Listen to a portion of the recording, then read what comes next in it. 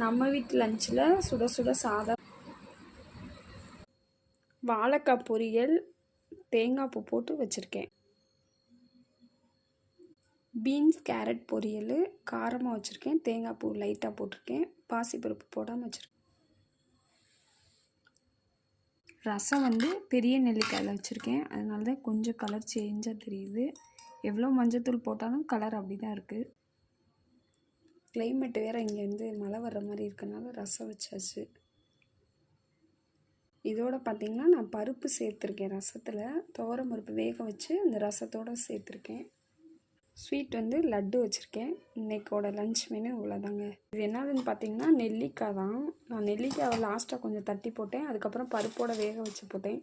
அதனால தான் கலர் இப்படி இருக்குது. ஆனால் ரசம் உண்மையிலே சூப்பராக இருக்குது.